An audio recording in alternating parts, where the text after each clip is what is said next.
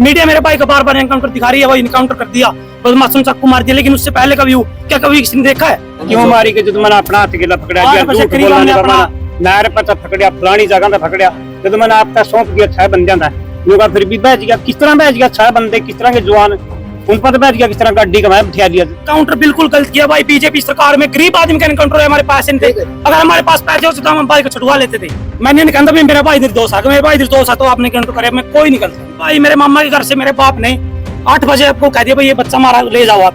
मैंने यूपी का जाकर पकड़ाया अपना, ठीक है, फिर उसका नहीं हो तो देखो भी सबूत, दूध पानी छानो भी पहला खोट की।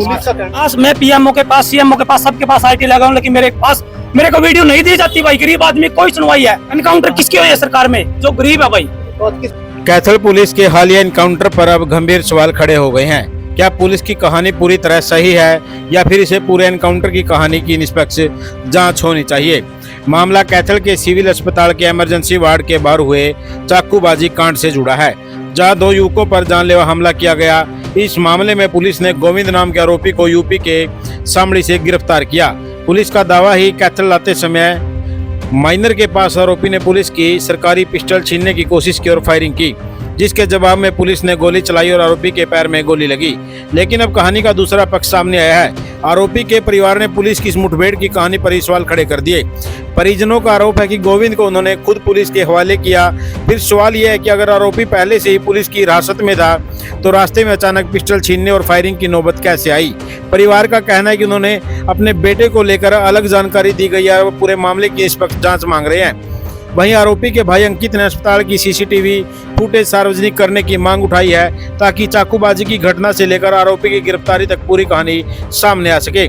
परिजन एसपी कार्यालय पहुंचे और उन्होंने पुलिस कार्रवाई की निष्पक्ष जांच की गुहार लगाई है। अब सबसे बड़ा सवाल यही है, क्या पुलिस के पास एनकाउंटर की पूरी कहानी को साबित करने वाले पर्याप्त सबूत है? क्या पिस्टल छीनने और फायरिंग की घटना कोई रिकॉर्डिंग या स्वतंत्र गवाह मौजूद है? और क्या अस्पताल से लेकर गिरफ्तारी और फिर गोली लगने तक की पूरी कड़ी सीसीटीवी और दूसरे सबूतों से साफ हो सकती है? फिलहाल परिवार के आरोप अपनी जगह और पुलिस का पक्ष अपनी जगह, इसलिए एनकाउंटर को फर्जी या सही बताने का फैसला जांच के बाद ही होगा। देखिए पूरा वीडियो, अंकित के परिवार ने और अंकित ने क्या आरोप लगाए। कुमार, क्या नाम है और कहाँ से हो आप? मैं भाई अंकित कुमार गांव केवड़क से हूँ। गोविंद का भाई एनकाउंटर में 2 दिन पहले पकड़ा गया है। लेकिन आपको ये है भाई, मैं तो ये मानता हूँ जब आप वहां से सीसीटीवी फुल निकलवाते होंगे, जब मानता हूँ मीडिया के साथ इंसाफ कर सकती है। मीडिया मेरे भाई को बार बार एनकाउंटर दिखा रही है, वही एनकाउंटर कर दिया, बस मासूम चाकू मार दिया। लेकिन उससे पहले कभी क्या कभी किसी ने देखा है? मैं बार बार हाथ जोड़ के एसपी साहब से ही मांग करता हूँ भाई इसके सीसीटीवी की फुल जो वीडियो है हमारे को दी जाए, सारे गाँव को दी जाए। मेरा गाँव मेरे पक्ष में है भाई, आपने चाकू से हमला किया है, मेरी यही बात है भाई, मेरे निष्पक्ष जांच करी जाए। हम निर्दोषी हैं।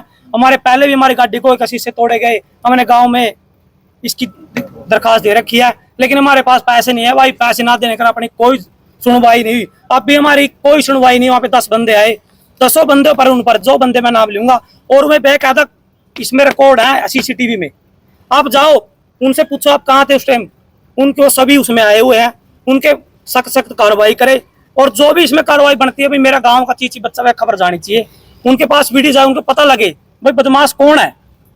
तो आप कह रहे हैं सिविल हॉस्पिटल में गोविंद ने हमला नहीं किया? नहीं, गोविंद ने हमला नहीं किया। हम इसके बाद एनकाउंटर बिल्कुल गलत किया भाई। बीजेपी सरकार में गरीब आदमी का एनकाउंटर है, हमारे पास नहीं थे। अगर हमारे पास पैसे होते तो हम भाई को छुड़वा लेते थे। मेरा भाई मेरे मामा के घर से मेरे बाप ने 8 बजे आपको कह दिया भाई ये बच्चा मारा, ले जाओ आप। लेकिन उसके बाद भी उन्होंने वो नहीं किया। अच्छा, तो फिर अभिषेक और ये कुलदीप को जो चाकू लगे हुए हैं तो इन्होंने पहले भी हमारे गाँव में बहुत मुकदमे है, जो दूसरी पार्टी है सब पे मुकदमे है, जिनके मैं नाम लूंगा। एक गैंग है, वो एक गैंग है। उन्होंने कम से कम 10 हमले किए हुए, मेरे पास सबका रिकॉर्ड है।